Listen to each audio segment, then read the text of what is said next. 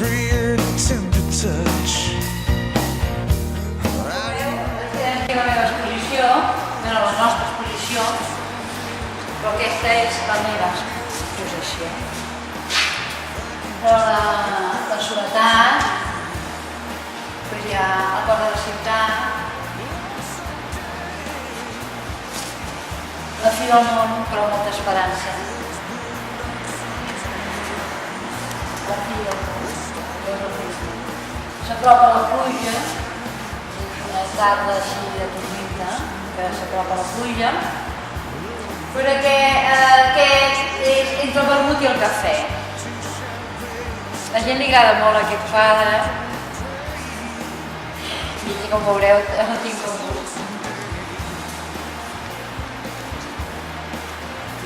Això és sols una rosella, alguns quadres que he fet, i aquest és mentrestant, simplement és mentrestant, és una cosa tan simple com mentrestant.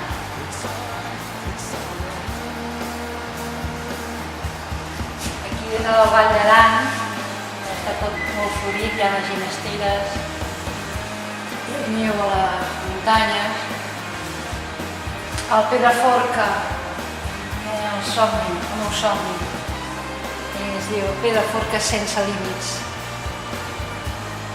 com el grup meu que vaig a caminar, que és sense límits.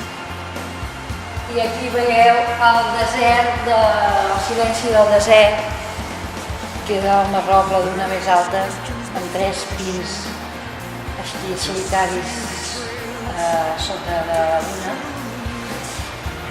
Aquí a tota vela, les barquetes amb vela aquí que s'acostaven aquí a la gent de la platja.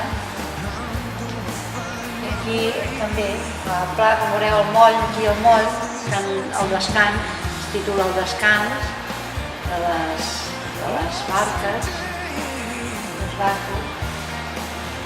I aquí també és un altre